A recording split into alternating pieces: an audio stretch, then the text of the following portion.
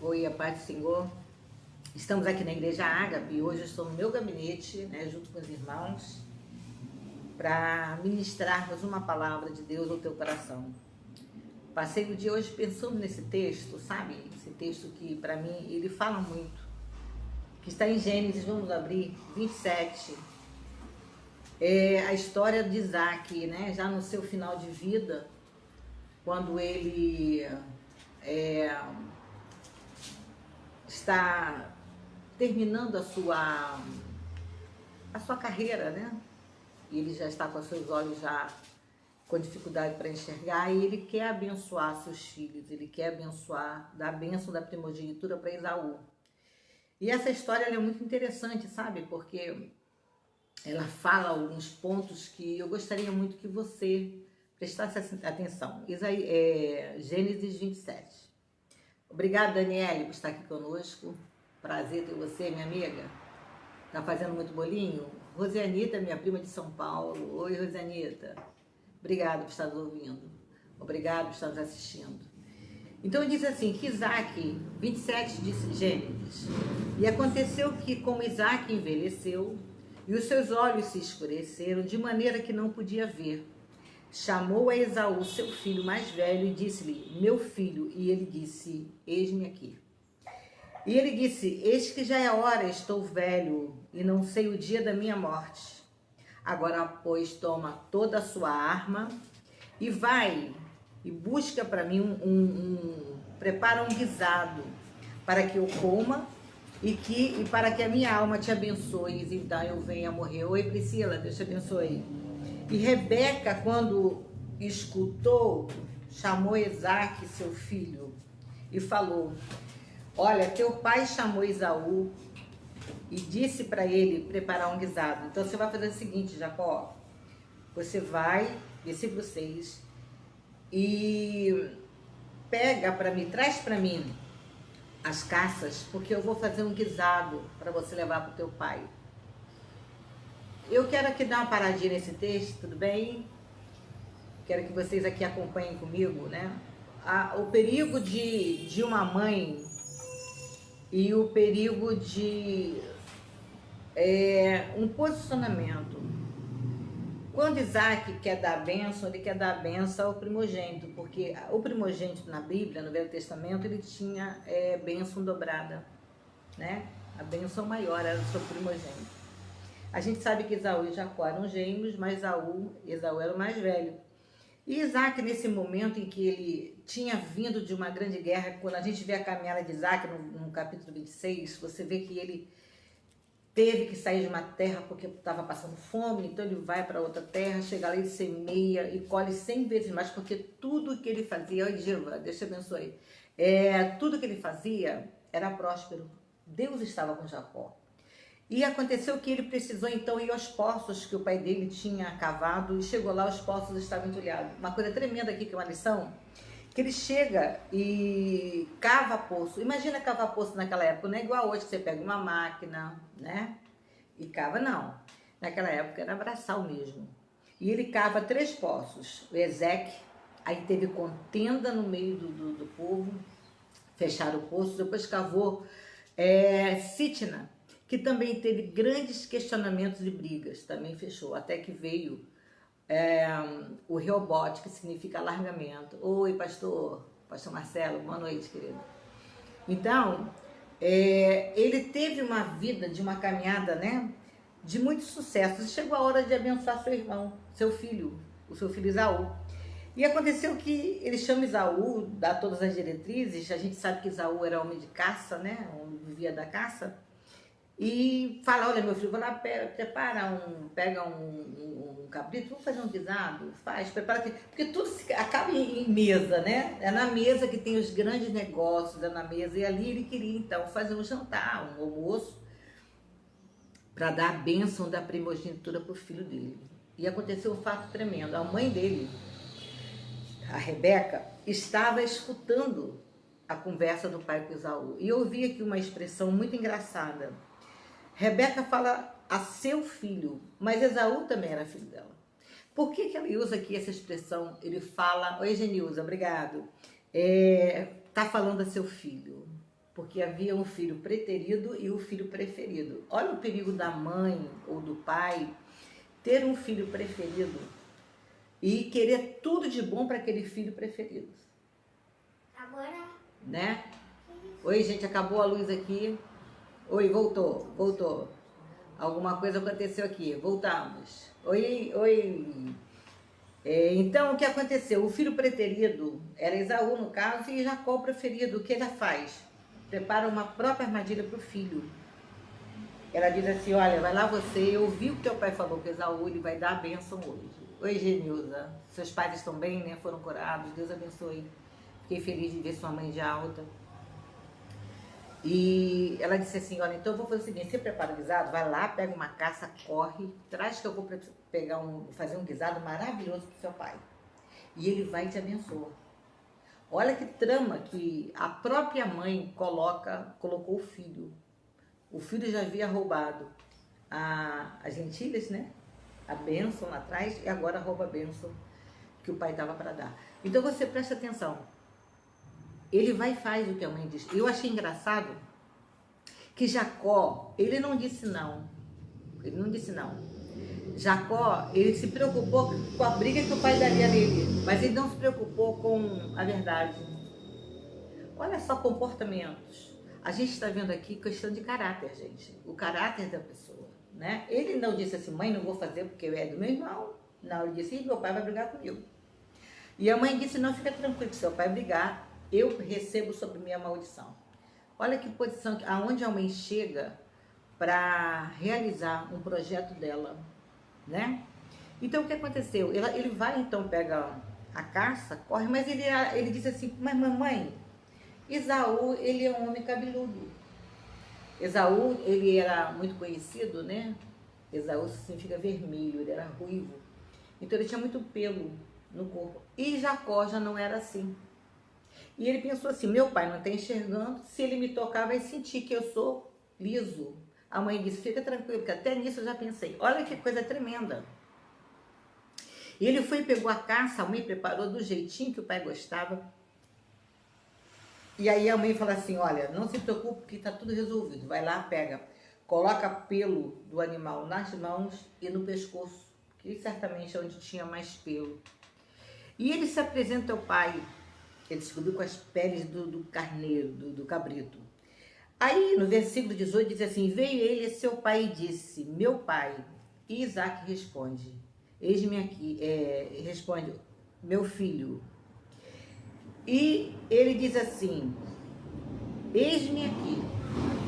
Agora, preste atenção, Jacó diz para Isaac assim, meu filho. Ele diz, eis-me aqui. Olha a pergunta que Isaac faz. Quem és tu, meu filho? E é essa pergunta que eu quero tratar hoje conosco aqui nessa live.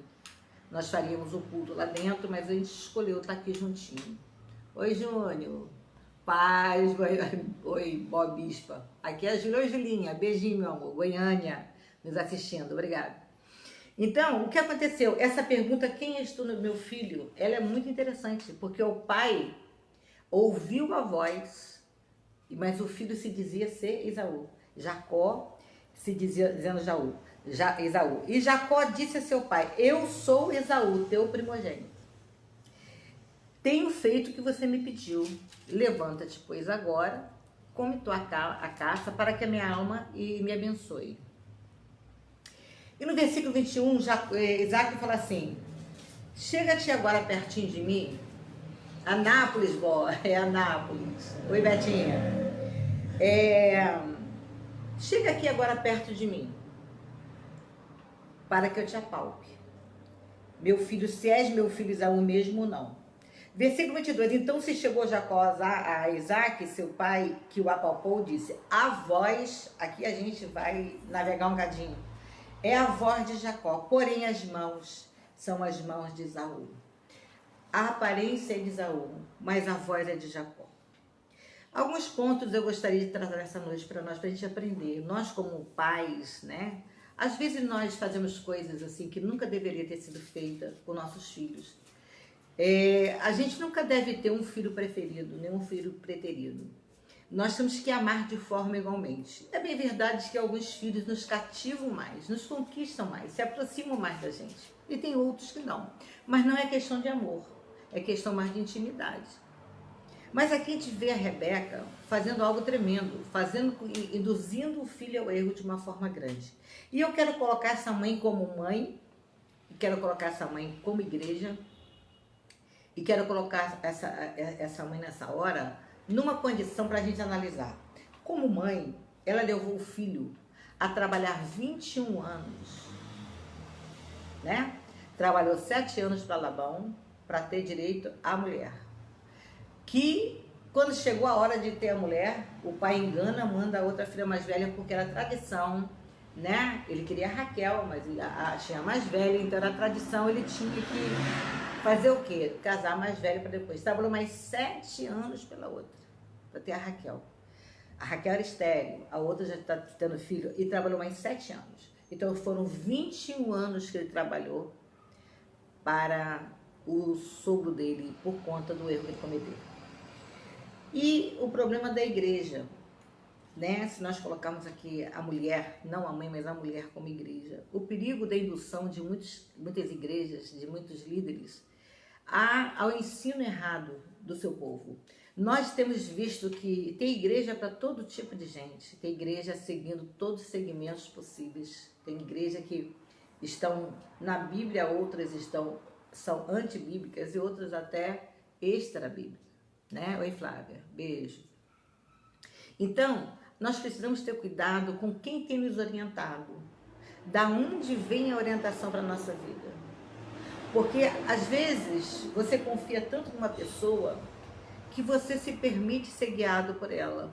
Mas toma cuidado, sabe? A gente tem que estar alerta com muitas coisas que têm vindo, até em nome de coisa boa, mas se você observar, não é. Não é uma coisa boa, é uma coisa bem ruim. Então, a gente precisa compreender que os dias são maus. O engano está por toda parte. A gente vê Rebeca usando de engano, de mentira. Ela faz uma coisa já premeditada e leva seu filho a trabalhar 21 anos. Por conta disso, depois o retorno para vir até Esaú, aí ele se encontra com um anjo, né? E ali então, no número mudado de Israel, ele volta para Simão pedir perdão, mas foi uma caminhada tão longa, porque um erro que a gente cometa, principalmente roubar a bênção de alguém. E eu aqui me atentei para um fato de uma coisa, as nossas bênçãos são nossas. O Senhor, quando quer nos abençoar, o Senhor nos abençoa, nós somos abençoados por Deus. Nós sabemos que o inimigo não pode roubar aquilo que Deus tem para nós, mas ele pode atrapalhar um cadinho, tá? Atrapalha muito. Então nós temos que estar atentos a isso, né? O que o inimigo. Agora, e o amigo? Porque mais do que uma mãe, quem é mais amigo do filho senão a mãe? Não é verdade? Então, às vezes, aquele que é mais próximo teu, aquele que está bem do teu lado, que você confia tanto, aquele é o mais usado para te tirar e para roubar de você a bênção. Tira você da posição, leva você a um lugar muito complicado. Graça Lima, minha cunhada lá do Recife, Deus te abençoe. Então, a gente tem que entender, compreender, saber discernir a voz. Outra coisa, na pessoa que recebe. Já existia em Jacó uma predisposição ao erro, porque ele poderia ter dito não, mãe, olha só, é a bênção do meu irmão, mas ele não se preocupou de pegar a bênção, se preocupou de ser castigado. Então veja bem, tinha uma predisposição dele. Então aonde eu quero chegar? João Pessoa, isso, João Pessoa. Então aonde eu quero chegar aqui? Pode ter muita gente querendo roubar de nós a vitória, mas nunca será roubado, nunca, desculpa, induzir ao erro. Tem muita gente sendo colocada ao teu lado para te induzir a erro. Mas você só vai cair no erro se você já tiver uma predisposição para isso. Beijo, Norminha. Então, preste atenção, você não pode ter dentro de você nada que o inimigo possa se alimentar. Isso é muito perigoso, porque o diabo vai lançar. Ele vai lançar algumas setas, para quê? Para despertar em você o que tem dele dentro de você. E às vezes é ambição. Tem pessoas que são ambiciosas. Elas querem ter o que elas não é dela. Elas querem possuir o que ela não tem direito. Está dentro dela guardadinho. Aí o inimigo cria uma situação, usa alguém de valor, alguém de importância, alguém que você acredita muito, para te induzir ao erro. Então vamos ficar atento nisso. Isso aqui é um alerta muito legal desse texto, que eu acho tremendo, quando ele sabia, ela contou tudo para Jacó, sabia que o pai ia abençoar, ele teve a oportunidade de não errar, mas ele escolheu errar. Porque quem escolhe o erro somos nós. Qualquer pessoa pode dizer para mim, faça alguma coisa, eu tenho sim e não dentro de mim. Sou eu quem decide. Sou eu que digo não ou sim. Então ele já tinha uma predisposição ao erro. Ele já provou isso quando ele pega lá aquela... Meu nome é o guisado, não, a lentilha, né? Que ele vai lá e pega. Ele já tinha essa predisposição. E ali mais uma vez se vê. A segunda coisa que eu quero, assim, conversar com vocês nessa noite é o seguinte. Jacó, ele colocou a capa da caça, a roupa da caça de Saul, de Esaú, para ficar com o cheiro de Esaú. Colocou a pele do cabrito no pescoço e também nas mãos, Márcia. E foi até o pai, e quando ele falou, a expressão do pai é muito tremenda. Ele chega até seu pai e diz para o pai, pai, eis-me aqui. E eu fico assim, vendo o que esse pai fala. Quem és tu, meu filho? Aqui a gente vai parar um cadinho. Nós temos um Deus que nos conhece. Você pode enganar a mim, pode enganar o homem mais ungido da terra, porque por mais unção que a gente tenha, por mais que a gente tenha intimidade com Deus, por mais que a gente tenha os dons, nós não sabemos tudo. Não é verdade? O coração do homem é terra que ninguém anda. Então o que acontece? Você pode enganar teu líder, você pode enganar seus pais, você pode enganar quem você quiser enganar. Mas nunca enganaremos Deus. Deus nunca será enganado. Deus te conhece. Deus te conhece, como Deus me conhece. E uma coisa tremenda, quando ele fala, sabe, quando o Jacó fala, se dizendo Esaú, o pai pergunta, quem és tu, meu filho? Hoje me veio um discernimento dessa palavra para mim, sabe? Tem muita gente aí com aparência, mas a voz é a mesma, porque a voz não mudou. O que não mudou? Não mudou o interior da pessoa. Bem-vinda, Magali. Não mudou o interior. Talvez a roupa esteja certa, talvez todo o seu comportamento, a sua postura esteja certa, mas o que sai de você revela o seu verdadeiro eu. Então, a mudança na vida de uma pessoa não começa pela aparência, que é um erro do evangelho de muitos anos. Eu sou da época de criança, né? Tenho 62 anos, gente. Você também deve ter conhecido essa área aí, não vem não? Que a gente não podia usar calça comprida, que era pecado.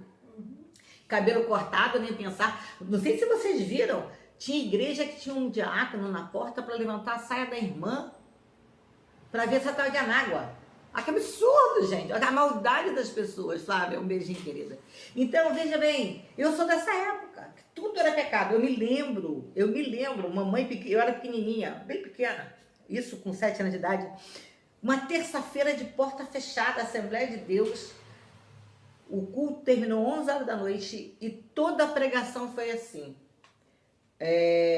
A sandália de dedo era a lambreta do diabo. E aquela chiquinha, que era 2 bolinhas assim, ela já vinha do diabo. Olha que coisa absurda.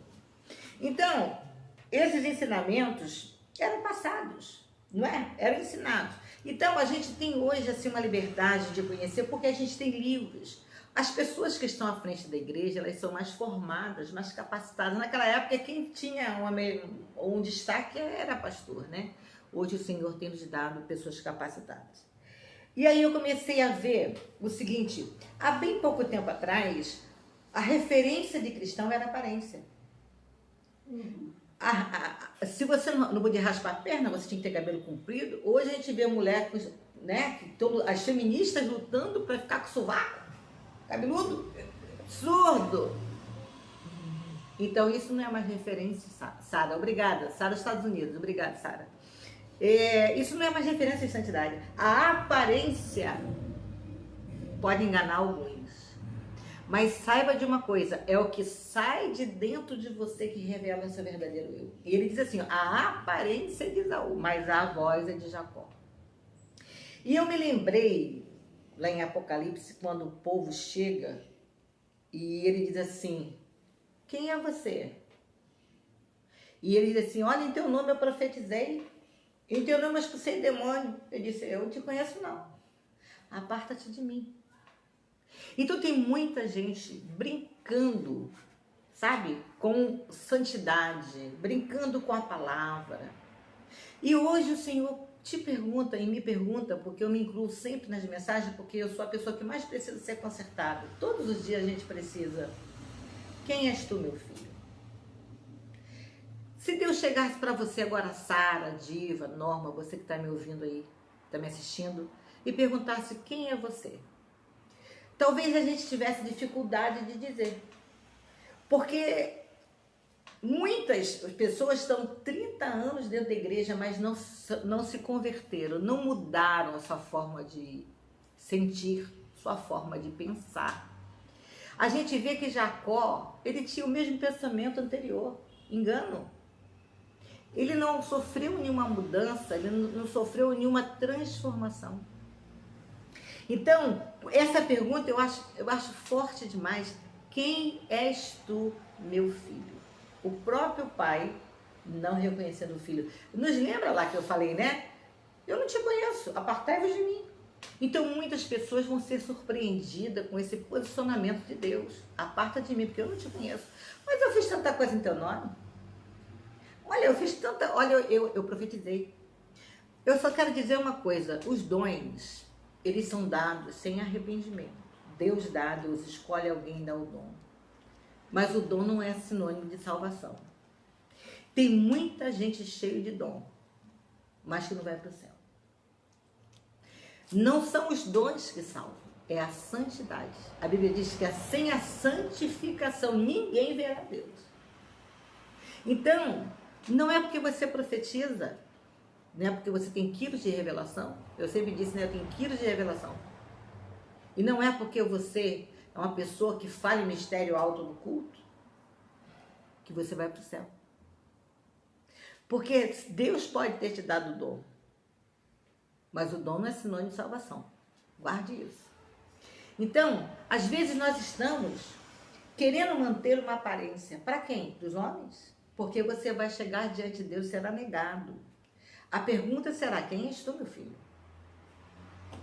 Aí você não pecou direito. Oi, Kátia, pastora Kátia, prazer ter você aqui. Você não viveu no mundo, porque nem pecar a pessoa sabe. Porque não faz tudo de errado, mas está dentro da igreja e não faz nada certo. E a pergunta continua, sabe, para a nossa vida, quem és tu, meu filho? Olha, eu acho isso muito forte. E ele responde na maior cara de pau. Sabe, ele não teve temor de dizer, pai, olha só, sou eu, Jacó. Ele disse, não, sou o teu filho Esaú. Mais uma mentira ele conta para o pai. Ele teve mais uma oportunidade de revelar a verdade. Você sabia que Deus tem te dado muitas oportunidades para você mostrar tudo que você precisa ser tratado por Ele?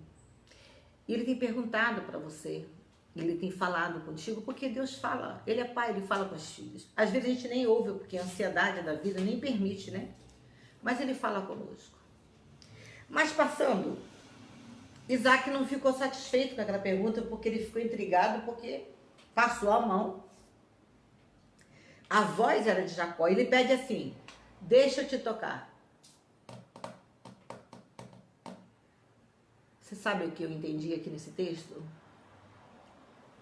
Muitas lutas que vêm na nossa vida, como por exemplo o que a gente está vivendo hoje, dias bem difíceis para muitas pessoas, tenebrosos, muitas pessoas chorando, e eu digo para você o seguinte, Deus está tocando. Você sabia que esse toque de Deus é para revelar, dando a você a oportunidade de falar a verdade? Porque às vezes Deus fala, fala, fala e a gente não se toca, a gente não tem o quebrantamento, a gente não tem a humildade de confessar. O que vão pensar de mim? E daí o que pensa de você? Eu acho tão engraçado que eu ministrei muitas vezes por interior e as pessoas caíam, né? Naturalmente a pessoa caía. E as pessoas diziam assim pra mim, eu tenho vergonha de cair. Eu digo assim, você tem vergonha de cair, mas não tem vergonha de exalar o cheiro ruim que você exala com o seu pecado. Tem pessoas que preferem, ao abrir a boca, exalar toda a doença, toda a podridão daquela doença que está no interior, e tem vergonha de cair para levantar curado. Aonde que uma pessoa, ela tem que ter vergonha de ser curada? E eu digo um ditado, é melhor você ficar vermelho uma vez só do que amarelo a vida inteira. Tem gente que prefere ficar amarela a vida inteira, arrastar o problema a vida inteira do que, ao ser tocada por Deus, revelar o que precisa ser tratado. Quando ele toca, ele diz, a voz é de Jacó, mas olha, a aparência é de Esaú. Você sabia que existe uma coisa muito séria no meio do cristianismo chamada esquizofrenia? Existem muitos dados esquisos. Você sabia? Você sabia disso? Mais de uma personalidade. Tem crente que na igreja, irmão, se Jesus vier naquela hora, sobe direto. Porque é tão abençoado. A voz, quando canta, é maravilhosa. Quando prega, meu Deus, o céu desce. Ou a terra sobe, a gente nem sabe. É poderoso, mas quando sai da igreja, lá fora, na vida normal, no cotidiano, ele se revela uma outra pessoa. Então nós tínhamos um Jacó interior com o Esaú no exterior. O Jacó enganador estava dentro. Nós precisamos acordar para nos unificarmos, escolher quem nós somos. Você é Jacó ou Esaú? Você é aquele que carrega dentro de você enganos, mentiras, sabe, mágoas, ressentimentos. Você é aquela pessoa que, quando abre a boca, contamina, porque a Bíblia diz que a raiz de amargura, ela contamina. Tem gente que é tão amargurado que é difícil você conversar com ela. Tem gente que escolhe a depressão como uma forma de fuga. Tem pessoas que escolhem o ódio para ter força, porque às vezes o amor, ele é mais lento. E o ódio, ele tem um efeito mais imediatista. E tem muitas pessoas que escolhem o ódio. E a pessoa é tão cheia de revolta, tão cheia de sabe, de mazelas, que aquela pessoa, quando chega, você, sabe, lamenta aquela pessoa ter chegado, porque ela é uma pessoa indigesta. Deus está te tocando. É uma oportunidade que Ele está te dando. Sabe de quê? De você ser curado. De você ser tratado. É uma oportunidade que você deve aproveitar. Não importa da onde vem essa genética enganosa. Não importa da onde vem essa genética mentirosa. Eu tenho um Deus. Eu conheço um Deus. Alexandra, obrigada. Eu conheço um Deus que muda a genética. Sabe? Ele vai lá no seu DNA. Aquele DNA que foi comprometido no momento em que houve a concepção, formou-se o código genético e aquele código veio com defeito. E você é um enganador, você é mentiroso. Oi, Ranieri, oi, prazer, filha. Você é mentirosa, você é mentiroso, sabe? Você é fofoqueiro, pelo amor de Deus. Fofoca na casa do Senhor, mentira, engano. Você tem essa veia, você tem esse DNA. Mas Jesus, ele transforma isso. Ele faz com que os nossos códigos, você pode ler isso em Salmo 139, quando ele diz assim, eu já te conhecia, quando você já era tudo e nada tinha. É o código genético. Então ali vieram as informações da sua mãe, do seu pai. E eu não sei se veio da sua mãe, como aqui a gente pode ver Rebeca influenciando o filho. Então a gente vê que essa genética maledicente está vindo da Rebeca. Então você pode ser transformado. Não arrasta mais tempo esse engano, não. Não arrasta mais tempo essa mentira. Sabe por quê? Você pode até enganar o pastor. Você pode até enganar quem você quiser. Mas a Deus você nunca vai enganar. E os anos vão passar e vai chegar a hora que você vai ter que estar diante de Deus e revelar seu verdadeiro eu. Vai chegar a hora em que você vai precisar entrar e ser impedido. Porque o próprio Pai vai te dizer, eu não te conheço. Isso é muito triste, porque às vezes a gente passa 40 anos numa igreja. E é chato, sabia? Eu fico vendo como é gostoso pular carnaval. Porque se não fosse, não existiria tanto investimento nisso. O pecado é uma coisa boa. A consequência dele é terrível. Mas tem pessoas que são, a Bíblia chama de pecadores, né? Eles pecam porque gostam de pecar. Então, para quem gosta de pecar, o pecado é bom. O pecado é bom. Você acha que adultério não é bom? Claro que é. Se não fosse, não teria tanta gente adulterando. Agora, a consequência é terrível. É terrível a consequência. Mas, se não fosse bom, não teria tanta gente praticando. E aí você passa 30 anos na igreja fingindo, sabe? Com a capa de Esaú, mas o velho Jacó guardadinho lá dentro. Mas existe um momento, gente, que você não vai conseguir esconder. É quando você fala. Quando a tua fala sair, ela vai externar tudo que está dentro de você. Não tem jeito. Se eu sou amargurada, eu vou falar amargura. Se eu sou uma pessoa magoada, eu vou falar só do ressentimento. Se eu sou uma pessoa maldizente, a minha boca só vai abrir para isso. Se eu sou murmuradora, vai acontecer, não adianta. O que está dentro de você, em algum momento em que Deus te tocar, você vai botar para fora. Você vai revelar. Então eu convido você hoje, né, nesse culto tão gostoso que a gente está aqui com os irmãos Pastor Eduardo, Kátia, Georgina, nós estamos aqui cultuando a Deus. Eu quero te dizer que hoje é uma oportunidade que Deus nos dá. E Samuel, é uma oportunidade que Deus nos dá, sabe? Da gente olhar para dentro de nós mesmos. Da gente analisar se a nossa aparência está condizente com a nossa maneira de agir. Sabe? Se nós somos verdadeiramente uma única pessoa, sabe?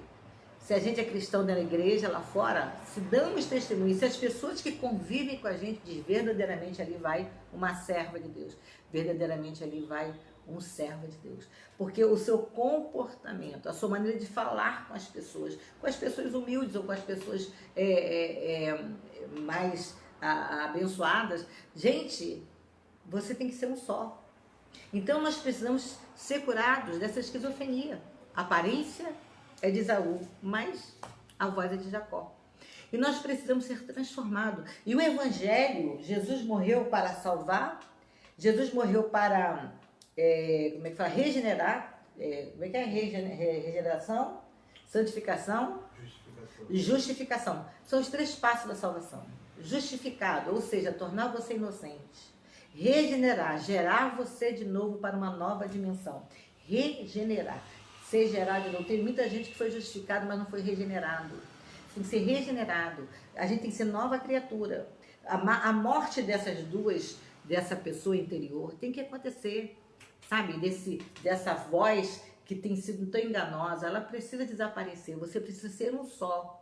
E o Espírito Santo te regenera e depois te faz você santificação. Ou seja, aquela natureza nunca morre, né? A Bíblia diz que ela é mortificada.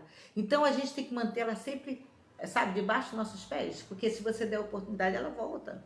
A carne é coisa séria. Sentimento, né? Carne é o sentimento, as emoções, os pensamentos pecaminosos. Isso é carnalidade. Então, eles voltam. Porque eu fico pensando a mente, né? A mente que não foi renovada, ela não tem a capacidade de ver coisas boas. Observe só. Como você está vendo a situação de hoje? Qual é a oportunidade que a gente está enxergando nisso tudo? A gente está vendo esse crente com medo dentro de casa, não vem para a igreja com medo. Mas vai no mercado, vai no hortifruti, vai na lotérica, mas na igreja, não, igreja. Que isso, gente? Eu não entendo isso, não. É o momento de estar dentro na igreja, cultuando a Deus, aprendendo, sabe? A comunhão faz falta. Mas pode tudo, engraçado, né? Pega ônibus cheio. Ah, mas igreja eu não vou. Então é o momento de revelar quem é você. É o momento de sair dentro de você o verdadeiro eu. E quando Isaac, ele ministra a bênção sobre Esaú, né? E sobre Jacó, desculpa, Jacó tem que sair fugido. Porque logo depois chega Esaú com guisado e o pai lamenta, já dei a bênção. Não adianta, porque Deus não unge cabeça errada. Ah, então todos os pastores que estão por aí foram ungidos por Deus. Eu disse, não, eu disse, Deus não unge cabeça errada. Homem unge. Tem muita gente aí com nome de pastor, mas de pastor não tem nada. Tem muita gente com nome de bispa e de bispa não tem nada. Tem muita gente com nome de crente e de crente não tem nada. Então preste atenção, o fato de você ter um nome não significa que você seja. Porque o que faz você ser é a capacitação que a unção deu. E se o toque foi só do homem, ele não te capacitou. Porque quem capacita é o Espírito Santo. Ok? Por isso tem muita gente com engano. Quantas pessoas aí, justamente assim, na liderança, né? Como eu falei no início, te induzindo a tantas situações. Mas você tem a condição de ler a Bíblia e conhecer a verdade. Você não precisa ser enganado. Na nossa época de infância, lá atrás, nós não éramos estimulados a ler a Bíblia e não existia tantas Bíblias explicadas, não existia Bíblia na televisão, Bíblia na todo lugar. Só fica enganado quem quer. É, não é verdade? Você não precisa ser enganado. Agora, se você quer ser enganado e quer justificar os teus erros em cima dos ensinamentos que você está recebendo, bem-vindo, bem-vindo. Há mais um que Deus vai dizer, aparta-te de mim, porque eu não te conheço. Mesmo que você tenha feito muitas obras. Aí você diz, meu Deus, e as pessoas que eu falei de Jesus? A palavra, ela faz o que apraz. Nós somos apenas o que? O mensageiro. Tem muita gente que prega a palavra e salva muitas pessoas, mas ela não está salva. Regina, que isso, meu Deus? Verdade. Verdade. Quantos pastores cometeram suicídio? Quantas vidas ele ganhou? Poucas. A palavra que saiu, quando a palavra sai, é a palavra de Deus que transforma a vida, não é um homem. Por isso Deus usou o jumento. Não foi o jumento usado para falar com Balaão? Então o mensageiro não é salvo porque ele entregou uma mensagem. O correio te entrega uma carta, faz disso dele o quê? O pregador é apenas um correio, ele entrega uma mensagem. Mas se a vida dele não tiver condizente, ele pode pregar 500 anos, gente. Vamos parar de nos iludir. Deus pergunta hoje para nós, quem és tu, meu filho? Quem é você? Quem verdadeiramente é você? O que Deus hoje está dizendo a teu respeito? Quem é você? Quem é você, Regina? Quem é você? Jesus não vai dizer assim, quem é você, apóstola Regina Sérgio? Não. Porque o nome apóstola só serve para me cobrar. Porque a Bíblia diz, a quem mais é dado, mais é requerido. Quando alguém me lembra que eu sou apóstolo, diz, meu Deus do céu, tem que andar direitinho, porque há um peso de cobrança. Mas Deus fala com a pessoa. Porque o título é para cá. Lá para cima é a alma. E a Bíblia diz que a alma que pecar, essa morrerá. E você pensa que pecado é o quê? Pecado é fofoca. Mentira. Engano. Sabe, a falta de sinceridade, isso mesmo, Alexandre, dentro, sabe, das pessoas, das igrejas, a falta... Meu Deus, quando você acredita que tem um irmão, porque eram dois irmãos gêmeos, o mínimo que podia se amar, se respeitar. Eram gêmeos, gente. E não havia respeito e amor entre eles. Não é o que a gente está vendo? Às vezes dentro da igreja vem uma pessoa aflita e conta um problema para você, e você pega aquele problema e conta para todo mundo. Sabe, isso é falta de caráter. Nós precisamos aprender a ser cristão de verdade. Então eu quero deixar essa palavra para você. Quem és tu, meu filho?